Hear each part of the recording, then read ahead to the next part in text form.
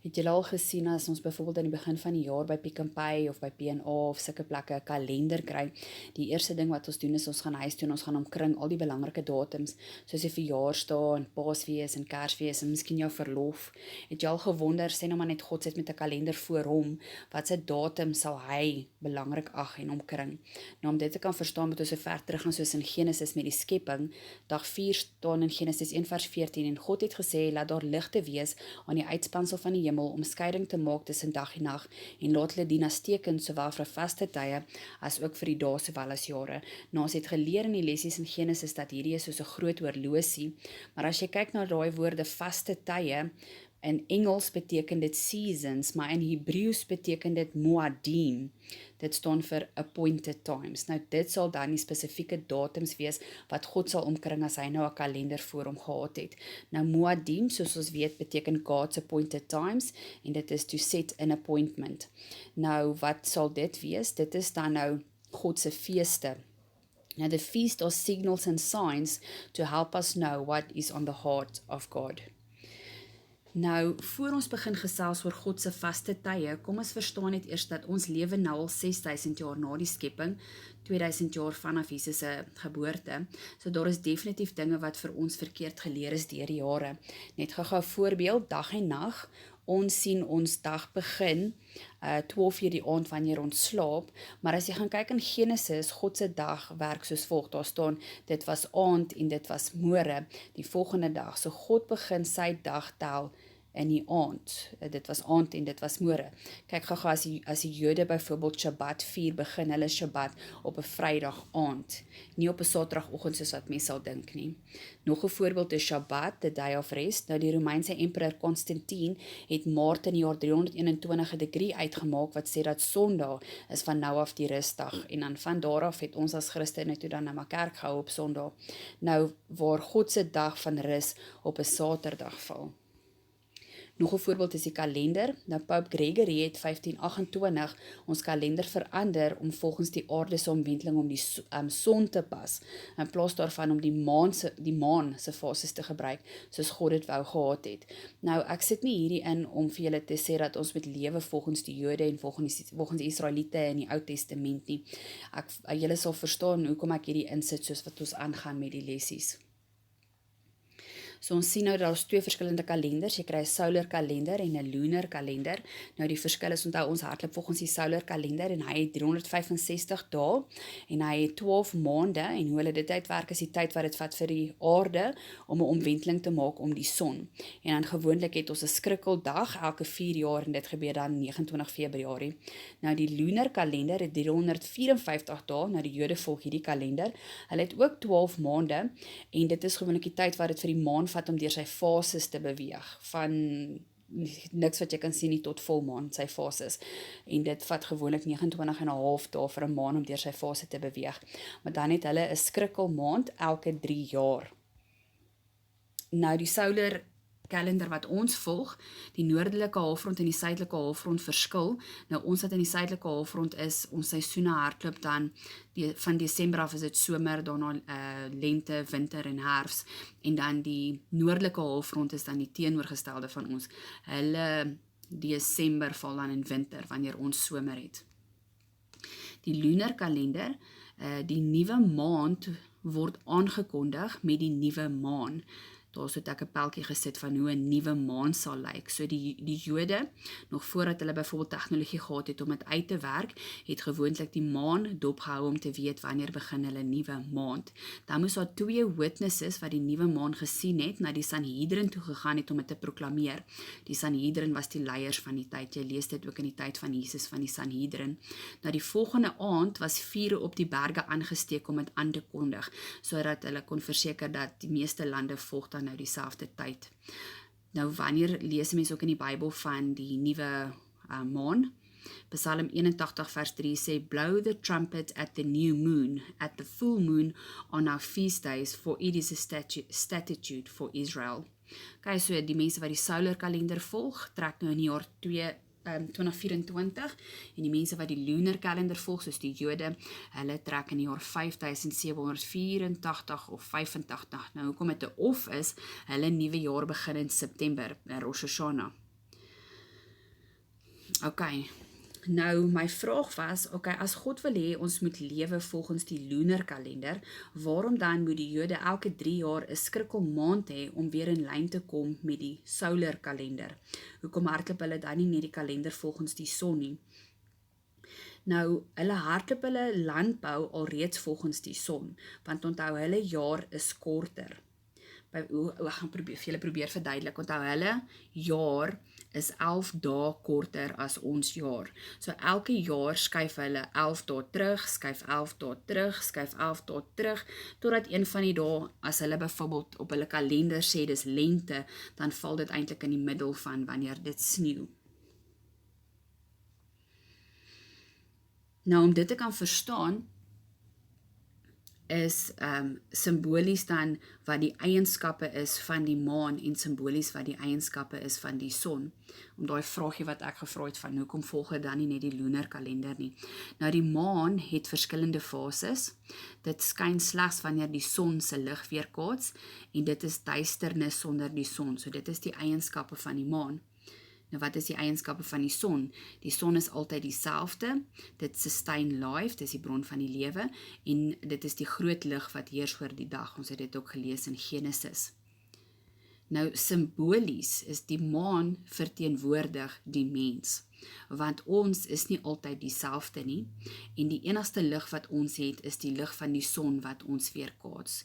So die son sal dan wees, en dit verteenwoordig simbolies God, want hy is gister, vandag tot in ewigheid dieselfde. Jy lees dit in Hebreërs 13 vers 8, en God is die bron van lewe, en ons kan slegs skyn wanneer ons God se lig weerkaats. So my vraag was, waarom volg ons nie net die lunar kalender nie? Hoekom is daar 2 verskillende kalenders? Want die Jode volg die lunar kalender en die res, soos die westerse wêreld, en dan ons volg die solar kalender. Nou God gebruik selfs die son en die maan vir 'n baie dieper les. Jy is welkom om die maan se siklus te volg. Maar dan gaan jy jou seisoene nie in lyn wees met God se design vir jou lewe nie. So as ons dan nou geestelik hardloop volgens die lunar kalender wat die mens verteenwoordig, gaan ons binnekort heeltemal uitsienheid wees met die seisoene. Nou dit is elke persoon se eie keuse of jy jouself wil align met God, met die son se patroon, en dit is mos nou die son se siklus. Of jy op jou eie gaan aangaan. God het vir ons 'n free will gegee. Jy kan either maar op die lunar kalender hardloop, of jy kan jouself jou weer align, en dan hardloop jy volgens die solar kalender wat God verteenwoordig. Nou onthou, ek het al reeds gesê in Genesis, om die Bybel beter te verstaan, het ons nodig om die kultuur van Israel te verstaan. Nou, ons in Suid-Afrika hardloop volgens die Gregorian kalender, so ons seisoene werk, julle ken dit, ons somer is begin Desember, daarna het ons herfs, dan het ons winter, dan het ons lente. Nou onthou, Israel is in die noordelike halfrond, hulle is heeltemal omgekeer van ons, hulle maande is selfs anderste, jy sal sien aan die buitekant het ek hulle maande opgesit, dit stem nie eens ooreen met ons nommer 1 en hulle nommer 1 nie. Jy sal byvoorbeeld sien, ons Januarie hier in rooi, val in hulle maand Shevat, wat hulle 11de maand is. So dit maak dit so klein bietjie moeiliker om te verstaan, maar as jy so 'n prentjie voor jou het, maak dit so bietjie makliker.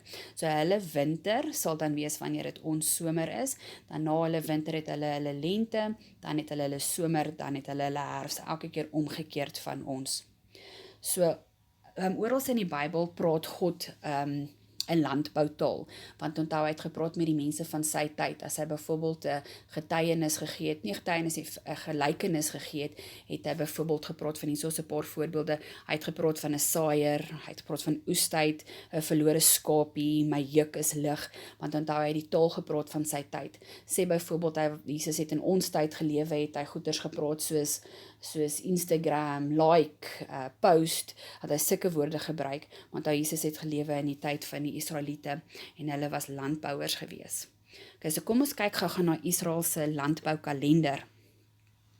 In die begin van hulle 9de maand val hulle eerste reëns, en dit maak dan die grond lekker los vir hulle om te begin die grond losmaak, om te begin ploeg. En dan daarna het hulle 4 maande waar hulle dan saai. So daar het ons maand 1 saai, 2 en 3 saai, en dan dag 4 is dan, maand 4 is dan Adar wat hulle dan nog besig is om te saai. Daarna het hulle latter rains. Nou latter rains beteken, dit is dan nou lekkers baie reën wat dan die grond nou ordentlik vrugbaar maak en onthou hulle het nou klaar gesaai vir die saadjies om te groei en te ontkiem. Daarna in die maand Nisan, dis nou die begin van hulle lente, begin die harvest. Nou gewoonlik is dit 'n vrolike aangeleentheid, almal spring in en help en die kinders spring in. Nou onthou dit is vir hulle soos payday. Ons almal weet hoe lekker is dit as payday is, behalwe nou as al jou incontacts deurgaan en as jy weer sien is al jou geld klaar, maar dis vir hulle soos payday. So dit was vir hulle 'n lekker kuier saam met familie en saam met vriende. Dan die eerste oes wat hulle gehad het was die barley harvest gewees. Dit was dan gedurende die maand van Nisan. Levitikus 23 vers 10 sê, julle moet die eerstelingsgerf van julle oes na die priester bring. Onthou hierdie soos 'n first fruit. En hy moet die gerf voor die aangesig van die Here beweeg, sodat julle welgevallig kan wees. So mag geen brood of koring of graan eet tot die offer gebring is nie. So voordat hulle enigsins aangaan met hulle oes, moet hulle die beste van die oes, gewoonlik in die middelkant van die veld, na God toe bring as offer, en dan daarna het God die res van die oes vir hulle geseën. Dan tel jy 50 dae van hierdie oes af, dan begin hulle met die wheat harvest. Levitikus 23 vers 17 sê, julle moet uit julle woonplekke 2 beweegbrode bring, dit moet gesuurd wees, gebak as eersteling aan die Here. So hier is dan nou weer 'n first fruit vir die tweede oes wat hulle gaan maak, en dit is dan, so as hulle dan nou klaar is met hulle oes, moet hulle nou al hierdie are na die threshing floor toe vat. So hulle moet nou eintlik jy weet al die saadjies uitkry, en so die eerste prentjie is 'n sekel, gewoonlik het hulle old fashioned manier het hulle so geoes, ek weet vandag het ons groot masjiene, en dan vat hulle dit na die threshing floor toe. So oral in die Bybel waar jy lees van 'n threshing floor, dit is hoe dit gelyk het, hulle dan al hierdie are gaan neersit, en hulle het hulle beeste daaroor loop, hulle het dit geslat, so onderste prentjie, hulle het sulke threshing sleighs ook gehad, om bo-oor dit te hardloop met perde, en dan het hulle seker gemaak om die saadjies los te kry. Dan het hulle gesit met dit wat jy kan gebruik, en dan met die kaf. Nou gewoonlik wat hulle gedoen het, is hulle het dan dit wat oor is, opgetel en in die lug opgegooi. Dan het die wind verbygekom en al daai doppies weggewaai, want ek bedoel, jy kan nie dit gebruik om brood en so te maak nie. So dit is dan hoe die kaf weggewaai het. Hier het ek ingesit van gewoonlik waar 'n threshing floor sou gewees het. Dit sou heel bo op 'n berg gewees het, want hulle het wind nodig gehad om hierdie proses moontlik te maak.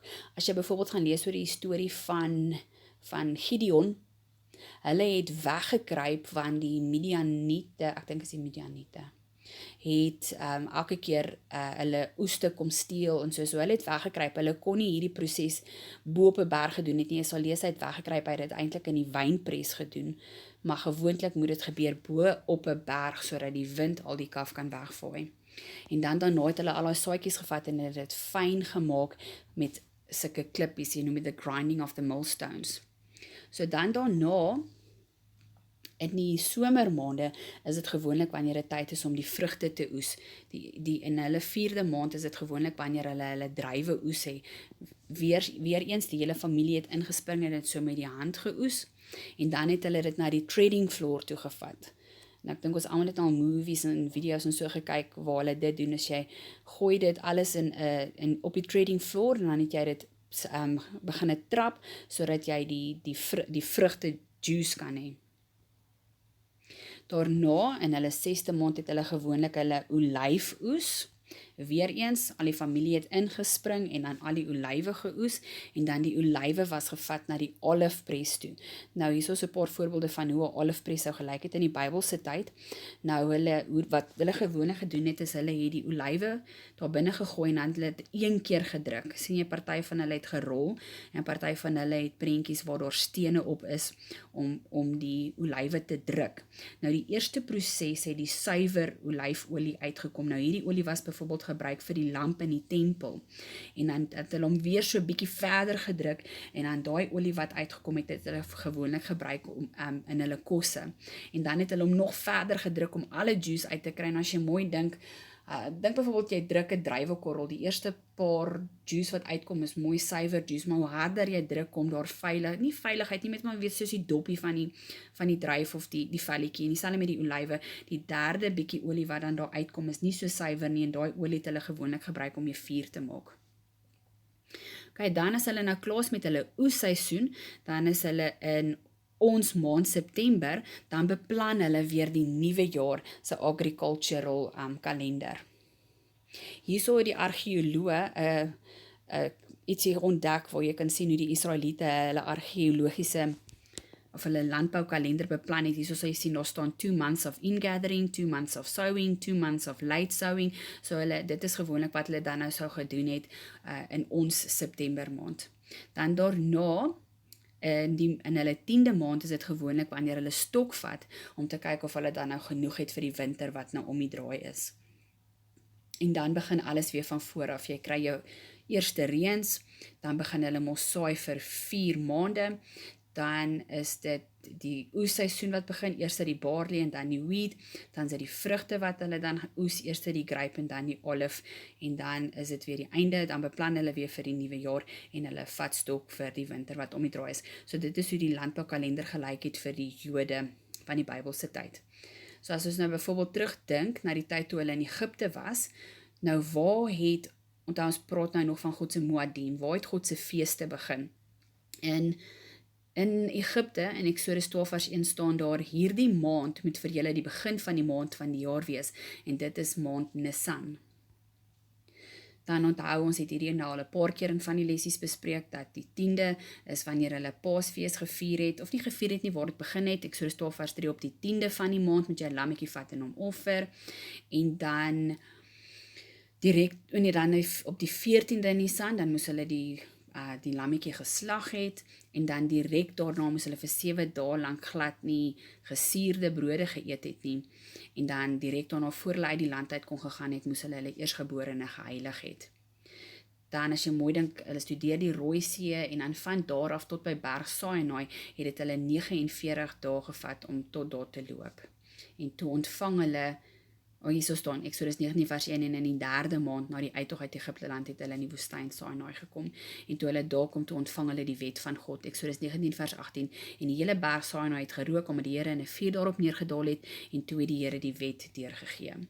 Okay, en dan in die maand van somer, dit was toe Moses nou op die berg was, toe het hulle 'n goue kalf gemaak, en later het God vir hulle nou nog ekstra reëls gegee, as ek so kan sê, of wette, en hy het gesê dat in die 10de maand moet julle die groot versoendag ook doen, en dis ook 'n fees wat hulle dan elke jaar moet doen. En dan daarna het ons dan nou die wintermaande, die linkerkant se blokkie. En toe is dit nou 2 jaar later, want onthou hulle 2 jaar rondom Sainai gewag, en hulle het die tabernakel gebou, en Moses was op en af teen die berg, en toe is dit nou tyd om te beweeg. So die eerste ding wat God toe vir hulle gesê het, dit is nou in Numeri, die boek Numeri, ons gaan later weer na kyk, is voordat jy kan beweeg, moet jy eers die Pasga vier, want onthou, dit was 'n ewige instelling, hulle moes dit elke jaar gevier het, en dan moet jy onthou, dit is waar dit begin het, is by die dood van die eersgeborene. Dan hoekom vier hulle hierdie fees elke jaar? Want God het hulle gered van die dood. Dan direk daarna, of die 14de, vier hulle the Feast of Unleavened Bread as a reminder, en ons het al reeds hieroor gepraat, dit is hulle moet enige gesuurde goeders uit hulle huis uitvat, hulle het gewoonlik dienstye, en die rede hoekom hulle hierdie fees vier, is hoe hierdie fees word gehou om te onthou, God het hulle uit Egipte uitgelei. Dan direk daarna het hulle dan the Feast of the First Fruit gevier as 'n reminder, en onthou, dit is dan nie die eersgeborene behoort aan God, en waarom vier hulle hierdie fees elke jaar tot vandag toe? Hulle sê, vertel jou kinders van die tyd waar Egipte nie God se eersgeborene wou laat gaan het nie, maar Israel se eersgeborene was almal gered gewees. Dan 50 dae later, of 49 dae, het hulle toe by Berg Sainai gekom, en dis hoekom hulle sê Feast of Weeks, want dit is 7 weke later, so 7 x 7 is 49, so 49 dae later vier hulle the Feast of Weeks, en dit is 'n reminder of the Lord, dit is waar hulle die wet ontvang het by Berg Sainai. So onthou julle nog, ons het nou net daarvan gepraat, dat die eerste fees is, die eerste oes is die barley harvest, en by die barley harvest moes hulle gewoonlik hulle first fruit na God toe gevat het, voordat hulle verder kon geoes het, 50 dae later, dan het die wheat harvest begin, en met die wheat harvest moes hulle ook vir God 2 beweegbrode gebring het, sodat God die oes kan seën. So the Feast of Weeks, it is held as a means of thanksgiving for the bountiful harvest season. So dis die rede hoekom hulle dan hierdie fees hou, is gewoonlik wanneer hulle begin oes en hulle sê vir God dankie vir die oes wat gaan inkom. Nou onthou, ons het ook gesê, onthou hulle het dan die goue kalf gemaak en toe het God gesê, okay, hulle moet nou nog die versoenings fees ook doen. Hulle noem het, voordat ons daar kom, is daar Feast of Trumpets. Levitikus 23 vers 23 sê, in die 7de maand op die 1ste van die maand moet dit vir julle 'n rusdag wees, 'n gedenkdag deur 'n besyn geklank. So die 5de fees wat die Jode elke jaar moet vier, is the Feast of Trumpets. Dit val in ons September. Hulle noem dit ook Rosh Hashanah. En dan wat gebeur op hierdie fees? Dit is 'n heilige dag van rus. Nou gewoonlik word 'n trumpet in hierdie feesseisoen geblaas. Nou gaan vir julle probeer speel, hoe klink dit? Gewoonlik het hulle aan die onderkant staan, die links onder staan daar, hulle het 'n combination of 3 trumpets geblaas, ending with a great tekiah. So ek gaan gou vir julle speel, as julle kan hoor, hoe klink 'n tekiah? Dis een lang noot, hy klink so.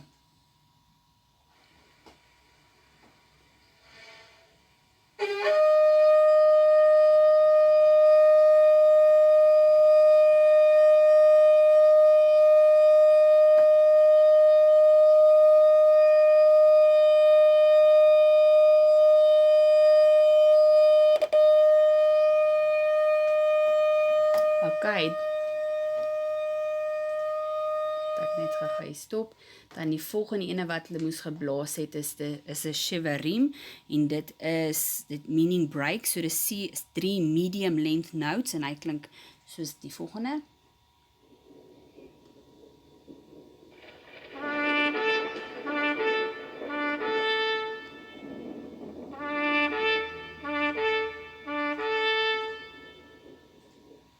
En dan wat hulle ook gespeel het is die teruah, en dit is kort staccato notes en hy klink so.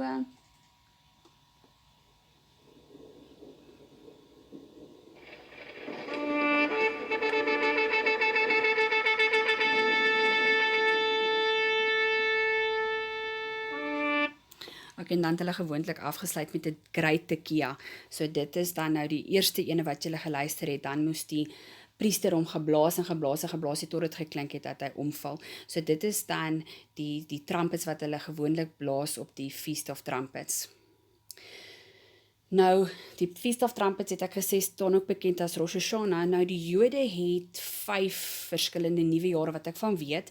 Byvoorbeeld, ons het nou al gelees in Exodus dat die maand Nisan is die begin van die jaar, the beginning of the year according to God's lunar calendar, maar ook in September vier hulle Rosh Hashanah, want dit is dan die begin van die agricultural nuwe jaar. Dis dan gewoonlik wanneer hulle die trumpets blaas. Dan het hulle ook die 10de van hulle 6ste maand, Rosh Hashanah, ek weet nie of ek dit reg sê nie, La Behemoth, wat die nuwe jaar is vir diere. Dan het hulle ook 'n nuwe jaar van bome wat in hulle 11de maand gebeur, en dan het hulle ook Happy New Year saam met ons begin van Januarie, wat dan die begin van hulle 11de maand is. So die Jode hou van nuwe jaar partytjies, hulle doen dit sommer 5 keer 'n jaar. Okay, so ons het nou gekyk na die eerste 5 feeste. Ons trek nou by die 6ste fees, en dit is the Feast of Atonement. Nou, as jy al gekyk hoe werk die Feast of Atonement, dit moet vir hulle ewige insetting wees. Dit is gewoonlik wanneer die hoëpriester dan 'n bokkie geoffer het om versoening te doen vir die volk se sonde vir die hele jaar. En hierdie offer is vir die vergifnis van sonde. En dan die 7de fees wat hulle elke jaar moet vier is die Feast of Tabernacles, en dit is dan instructed in the law. En dan waarom hierdie offer is 'n reminder dat die Israeliete het in die woestyn in tente gewoon of in hutte. In Afrikaans noem ons hierdie fees die hittefees. Okay, nou hierdie is die 7 Moadim van God. Dit is God se set appointments. So, soos wat ek gesê het in die begin, as God nou 'n kalender gehad het, was hierdie die 7 datums wat hy omkring het, wat vir hom baie belangrik is. Nou daar is ander feeste wat ook deur die Israeliete gevier word. Dis byvoorbeeld Hanukkah, wat in hulle 10de maand gebeur, en Purim. En Purim sal jy ook lees van in die boek van Ester, maar dit is nie deel van God se Moadim nie, dis nou net ekstra feeste wat hulle vier. Okay, so hier is dan die opsomming van die 7 feeste. Levitikus 23 vers 2 sê die feesttye van die Here wat julle moet uitroep as heilige samekomste. Dit is my feesttye. En dan ook moet ons onthou dat die Shabbat is ook deel van God se Moadim, sy appointed times wat hulle dan elke week moet vier. 2 jaar later, toe is dit nou tyd om te beweeg. En God sê vir hulle, okay, voordat julle beweeg, moet julle net eers gou Pasga vier. En dan, kom ons kyk gou Numeri 1 vers 1 sê op die eerste van die tweede maand in die tweede jaar nadat hulle Egipte uitgetrek het en hulle was besig om die volk te tel, toe sê God, okay, dit is tyd om te beweeg. En sê nou maar net, jy is onrein en jy kan nie deel wees van die oorspronklike Pasga nie, dan vier hulle dit weer die 14de Nisan. Dit staan in Numeri 9 vers 11. Maar God sê onthou, voordat julle beweeg, alle eersgeborene is myne, so dan vier hulle die derde en the feast of the first eersgeborene. En toe sê God in Numeri 10 vers 10, okay, nou kan julle beweeg. En onthou julle toe hulle by Kanaan kom, toe stuur Moses 12 spioene in vir 40 dae en hulle het teruggekom en 10 van die spioene het gesê, nee, ons gaan nooit daai reëse kan oorwin nie. En toe het God gesê, in daai geval gaan julle dan nie saam nie. Ek probeer net vir julle wys dat dit val in die kalendermaand en Numeri 13 vers 20 sê, en in die tyd van die druiweoes het Moses spioene gestuur om Kanaan te verken. Numeri 14 vers 27, God vra aan Moses, hoe lank sal hierdie bose vergadering aanhou, dat hulle teen my murmureer? Vers 30 sê, waarlik, julle sal nie in die land kom, waaroor ek my hand opgehef het, om julle daarin te laat woon nie. Vers 33, en julle kinders sal soos herders rondtrek in die woestyn 40 jaar lank. En hoekom 40 jaar lank? Is want 'n jaar vir elke dag wat die verkenners in Kanaan was, en hulle was 40 dae lank in Kanaan om te gaan verken, en toe het hulle teruggekom en gesê, nee, ons gaan dit glad nie maak nie. Hulle het nie eens in God vertrou en in God geglo dat God het gesê, dit is julle land nie. So ons gaan nou met die volgende lesie gaan ons verder kyk na die Moadim van God, die vaste tye wat vir hom belangrik is.